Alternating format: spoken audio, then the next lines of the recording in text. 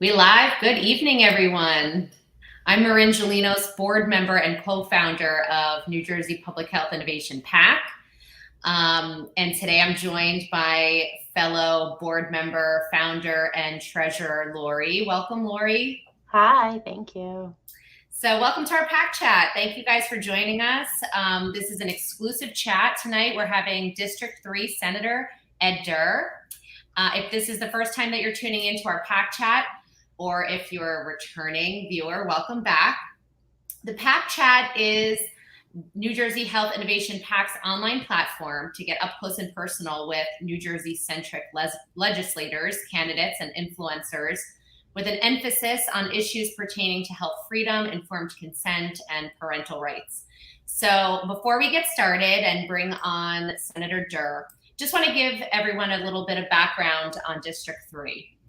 District 3, the Senate seat is currently held by Senator Ed Durr, who we'll bring on in a moment. And as you may recall, in 2021, now Senator Durr, along with his running mates, Assemblywoman Sawyer and Assemblywoman McCarthy, knocked out Senator Sweeney in the general election, flipping District 3 from Democrat held to Republican.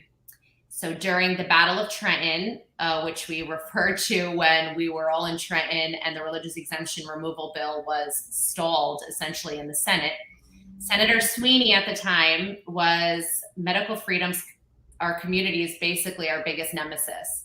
As you may remember, he removed a couple legislators from their health committee positions for just the day, just to place himself and other legislators on the committee so that he'd have enough votes to advance the bill into the full Senate. And he was successful at advancing the bill. Luckily, it was stalled in the Senate, as we all know. And he posted it not once in the full Senate, but twice. So, but in District 3, in this Republican race, in the primary coming up on Tuesday the 6th, we are very grateful that we have two previously endorsed candidates who are running, both of which have shown their unwavering support of medical freedom. And the incumbent Senator Ed Durr, he is being challenged by a previous running mate, Assemblywoman Beth Sawyer. And since they're both outspoken and have been strong supporters on our issue, the PAC board has decided to invite both Senator Durr and Assemblywoman Sawyer to join us on their very own PAC chats to discuss their candidacy and their legislative priorities related to medical freedom and parental rights. So tonight we bring you incumbent Senator Ed Durr. Lori, if you can bring him in and welcome him. Hi, Senator. How are you doing, ladies? Good evening. Good. How are you? Good evening, everyone. Thanks for coming on with us and for Thank you everything for you've having done me. for us so far. It was a huge sigh of relief when you got elected. It was surprising to a lot of people and also great for our movement. So thank you. Thank you. So let's jump into some questions. Tell us why you're running in the primary election. Well, I enjoy being a senator, and I want to continue being a senator because I believe I've been working hard for the citizens of New Jersey, for my district, and I just haven't finished yet. I want to finish what I've started. That's great. Thank you. What does being a legislator mean to you personally? Well, for me, I look at it, I'm not sure how much you know about me, but I never served in the military myself.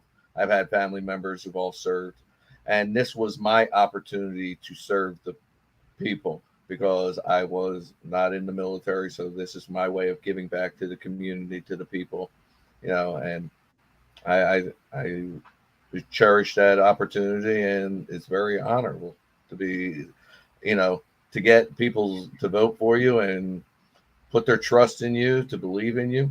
So I take it as a great honor. Thank you.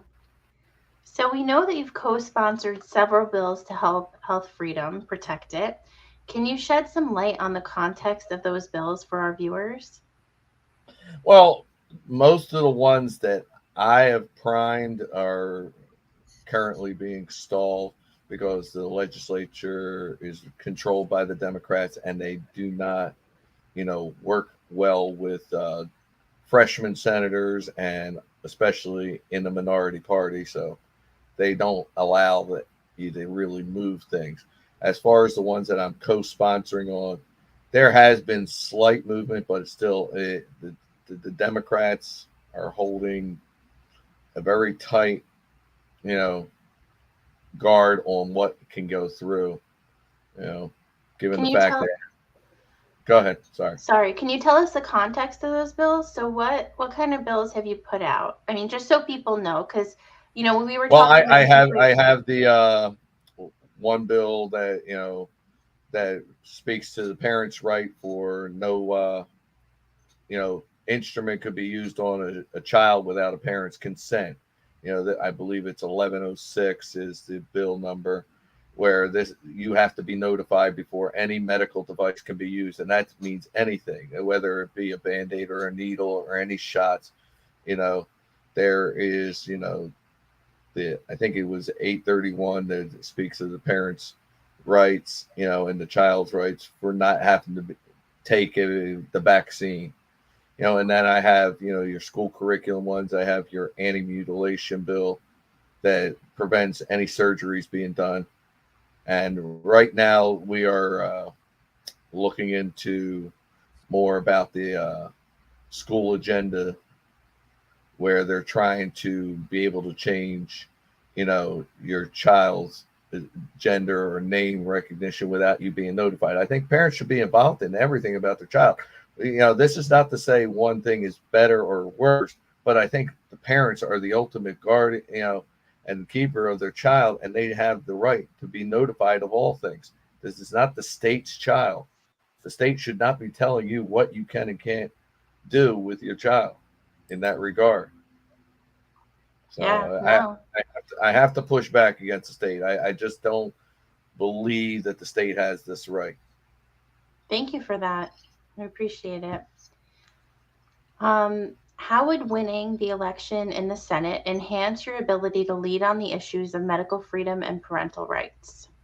Well, again, this gives me a platform to speak out and continue to fight. As you well know, the Senate has a very well recognized standing in the community, and you get access to the ability of reaching out to the press, to the media, and always advocating on behalf. And trust me, one thing, I got a big mouth, so I have no problem speaking out. We appreciate that.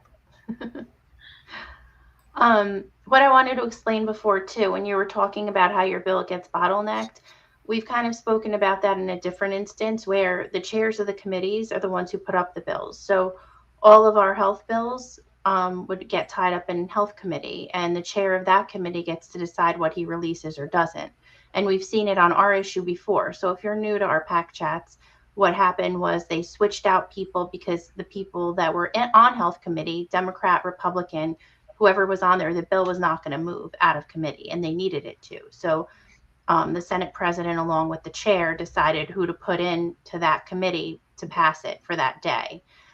It was clear it was done. It was pretty much admittedly done.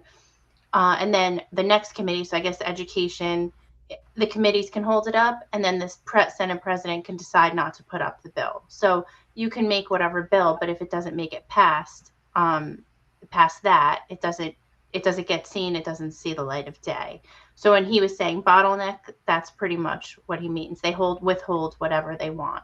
So if the party that's in charge doesn't do it, that's what happens. Sometimes, things will get through, but not without the chair of that committee and also the Senate president. Did I do an okay job explaining that?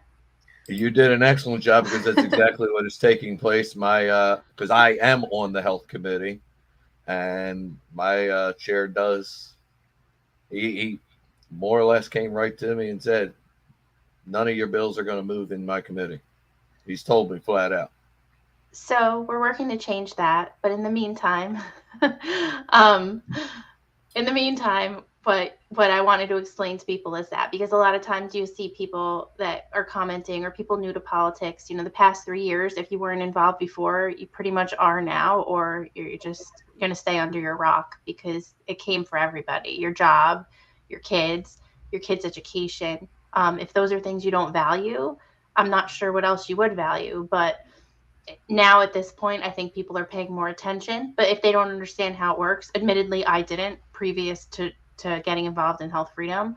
That's how, on the level. So when you're saying to a legislator, well, you're not doing anything for me, they could be writing the best bill. But if you can't get it past the committee chair or the Senate president, then what good is your bill, really going to do? So just on a whole statewide level, you may not be in District 3, or wherever you are, your vote matters, because changing, dynamics and making shifts, I think will prove a point. And getting you elected, I mean, you that was nationwide news.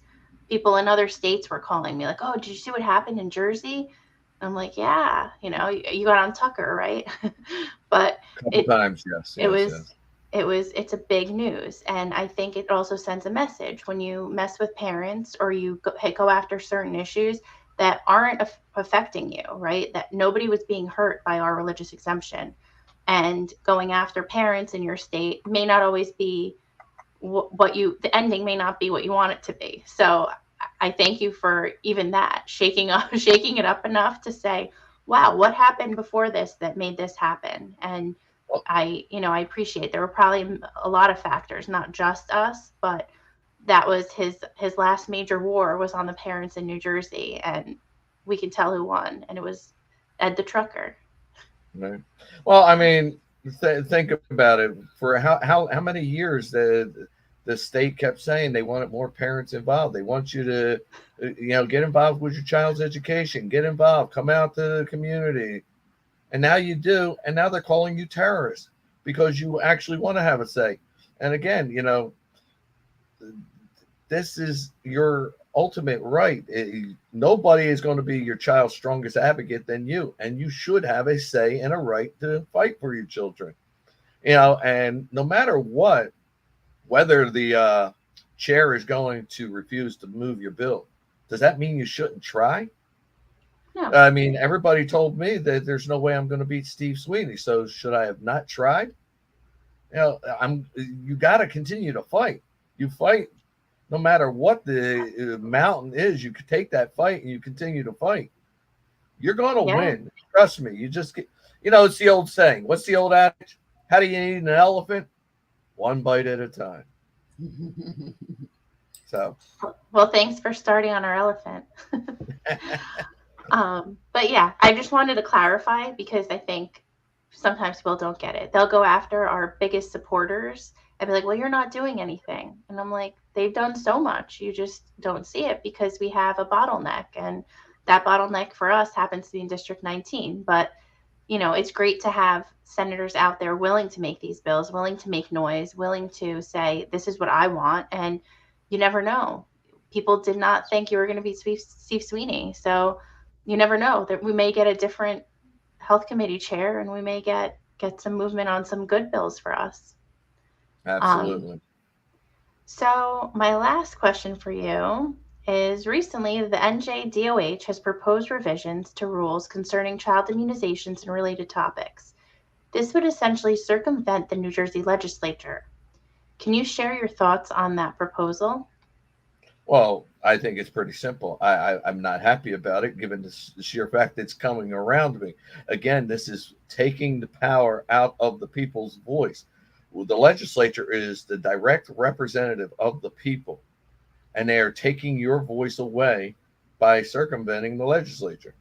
How you have a direct input to the legislature, which means everything that gets passed and done, you have a say in. When you take it out of the legislature, you take it out of the people's hands, and you don't have that right or say.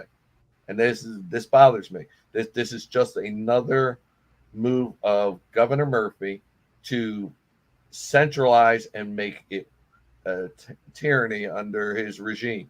I mean, he's done it with multiple aspects in the government, and he continues this with his executive orders. And I'm not happy about it. I'm going to continue to fight back against it. Thank you. So on that note about fighting back, when you win in November, what are your priorities? What are, legislatively, what are the bills that you're gonna fight for? Again, my priority will continue to be for parents' rights, for children's rights, for the freedoms of the citizens of the state. You know, everybody asks me, well, what brought you to politics? Yes, my concealed carry was what brought me into politics, but it is not what drives me. What drives me is the constituents, the people, the children. As I think you know, I told you I have, 5 grandchildren of my own. They live here in the state. They go to school here. Actually, all 5 of my grandchildren live in my district, along with my kids. And they live in my district. They go to school here, and I want them to continue to live here. And I want them to have their rights and freedoms. I want my kids, as parents, to be able to have a voice in their child's education and in their health.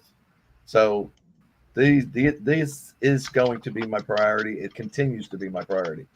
There is the one bill that I continue to fight for that is a special needs bill, Billy Cray law, and I will continue to fight for that because I fervently believe in that bill. I believe in the monitors, camera devices being in the special needs community homes, group homes, because I'm sure you've heard about the allegations of abuse that takes place.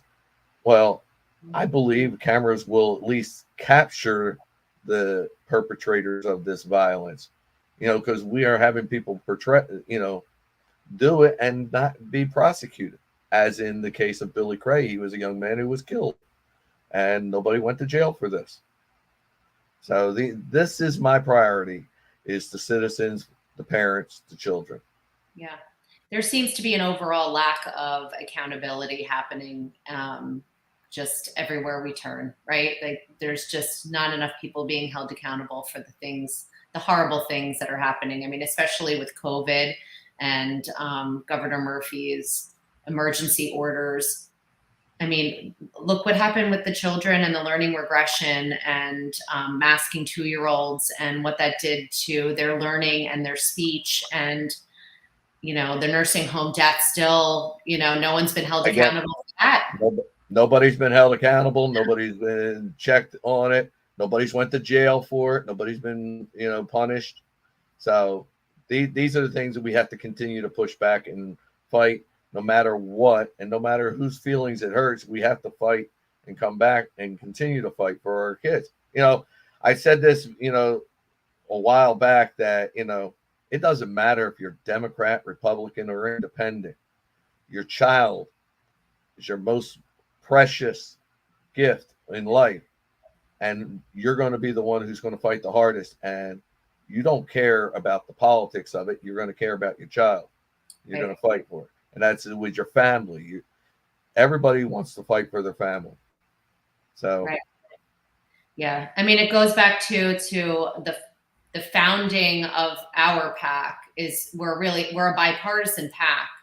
This issue has to be bipartisan. We have to reach across the table because the issue, the right for the ability to decide what gets put in your body or your child's body is something that transcends politics. And it's so important that on this issue, especially, we remain just about the issue. And, when things get caught up in the political spectrum, it just polarizes it. And then there's no conversations that take place. And we so appreciate the courage that you've had to speak up and speak out, because it does take courage.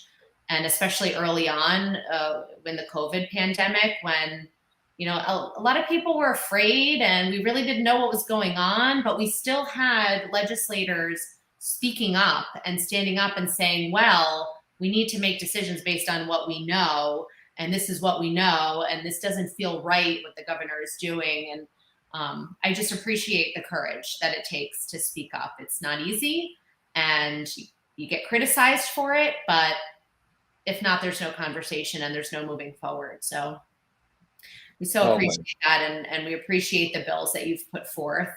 Many of them are tremendous, and really for our issue, we'd love for our supporters to know that you sponsor so many great medical freedom related, parental right related bills. So thank you for that. Well, thank you. I just had a last question with regard to health freedom in the state. We've been on the defensive, especially with the regard to the religious exemption bill. It's something like I've been involved in advocacy for the past 10 years. And it seems like we've always been on the defensive, but COVID has kind of changed things. I feel like there's definitely been a shift in views.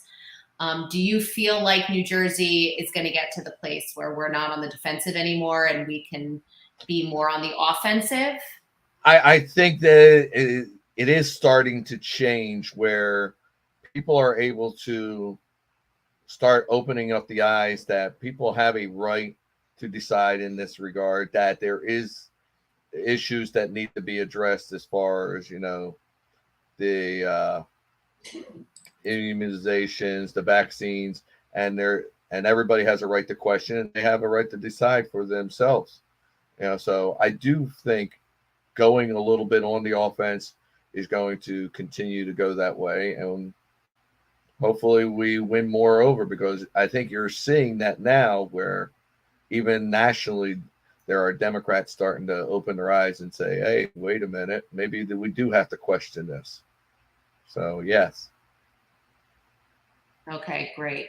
Thank you so much. And I hope so. And I appreciate that. We'd love to see some kind of philosophical exemption eventually one day and see some of your bills get pushed through. And, we need to wait. We need to make that change. So that's what we do as a PAC, and hopefully we'll all get there. Well, your voice helps get the bills through and change, because they heard you in 19, they'll hear you again, they'll hear you in 21, and you just keep pressing. They'll listen. Trust me. There's one thing that scares a politician. It's the voice of the people. Yeah. And the medical freedom community is loud. And there are many of us, despite what was thought in before 2019, but we're definitely growing. So that's good. Yep. We don't have the pharma money, but we have some growing number of votes. So we'd like to put those to use. That's it. Use your vote. Use your voice. Is there anything else that you want to tell our viewers regarding, maybe just an encouragement to get out to vote, or any other? That's the important thing. The one thing, like back in 21 when I was running, I went and ran, and I was explicitly, I made it a point that I just asked people to get out and vote. I never asked anybody to support me. I says, vote and make your choice based on your family, on your decision, what is best for you. But please vote and make your voices heard. Now, yes, this year I have asked people to vote for me because I believe I've done the work. I've earned the right to return to the Senate, and I will be asking for everybody's vote and their support. And I want to see them come out and make their voices heard, especially here in this primary and in the general. So I'm hoping that my hard work in the Senate has shown that, irregardless of what has been put out there against me, that I've kept the positive message going forward, and I will continue to work for the people. Excellent. Well, thank you so much for sharing and for being so transparent. Lori, you're on mute, just FYI. I know you're getting ready to say something. Thank you. No, I was just saying thank you. And, we wish you the best. We hope you're successful. Well, I thank you for that. I just want to remind, that my message has always been the same, that there is nothing wrong with fighting. Although my opponent might feel that, our conservative values, our beliefs are a waste of time, that the Democrats are not going to pass them, just remember that they're not a waste of time, because your beliefs are never a waste of time. I've always believed the fighting for the people, and I will continue, and I will be there for you no matter what. Thank you so much. Well, we thank you for coming on. Before we wrap up, is there any way people can help support you other than going out to vote? Well, going out to vote or checking out my website, edthetrucker.com. If you want to donate, if you want to donate time, we're always looking for volunteers to come out and campaign, whether it be this primary or the general election, because we do believe we have done the work and earned the ability to win the primary. We'll know on Tuesday, though. But as the old saying goes, there's only two ways to run: scared and unopposed, and I'm not running unopposed. Well, you don't seem like someone who'd be scared either. Well, fearful of the results if they don't go my way. But I believe we've done the work. We have a great team. I have a great group of people in, Tina, Maria, Courtney, and Rhea, and Sean, and Jake, and Noah. And I got great candidates who are running with me, and Beth Ann McCarthy-Patrick and Tom Tedesco. These are two of the greatest people in the world. I love Beth Ann like a little sister. She's like my little sister. I take her, it's been a kind of a unique thing. You know how they say that you come into life and you get lucky to meet people and make them friends and stuff. Well, I've grown a large family in all these individuals who come into my life, because they're my ride or die kind of thing. They are my family now. And I love That's each and every one of them. That's great to hear. So, well, thank you so much for coming on, and thank you for running. And thanks for giving Health Freedom Movement some hope. I think we got to continue to fight for the parents and the freedoms and your medical freedom rights. I don't believe that the state has that right to take that away from you. And we're going to have to continue to fight that. No matter what the challenge may be, continue to fight, because you will win. Thank you. Well, we appreciate you. Have a good night, and good luck on the door knocking and calling and all the electioneering things. Yeah, I got 2 more days left of door knocking to do. Even though I'm not a big fan of knocking on a Sunday afternoon, given the fact that we have early voting and people will be voting tomorrow, I will be knocking tomorrow afternoon and Monday. Well, good luck. Well, thank you, ladies, very much for this opportunity, and thank you to all the viewers out there. And if you're in LD3, I would appreciate your vote and your support. Thank you so much. Have a good night. Thank you. So early in-person voting is now open from today until June 4th at select county polling locations. June 6th, traditional municipal locations will be open, and that's your last chance to vote. So don't wait. As you know, it's not only advantageous, but imperative we maintain strong representation in Trenton on our issues. Our future and our children's future depend on it. The PAC relies on contributions from individuals like you. Being a grassroots organization, we are by the people and for the people. So unlike the pharmaceutical giants who have millions at their disposal, the PAC's efforts is a show of people. It's not just dollars. What we have is a movement of thousands whose passion is to preserve our rights, and we can't be bought or contained. In the eyes of legislators, contributions to the PAC equals voters, and that is currency that money can't buy. Every contribution to the PAC shows legislators that we are a voting bloc and our concerns should be taken seriously. To become a PAC contributor, please visit our website at www.njphipac.org and make a contribution today. No amount is too small, and that's how we relate to legislators. We'll say, oh, we have this many donors in your district, and that opens the door, because if they see you're serious. If you're willing to put money behind it, you're definitely going to vote. So we hope you all get out to vote. Thank you again for joining us this evening, and we'll see you next time on the PAC chat. Nice.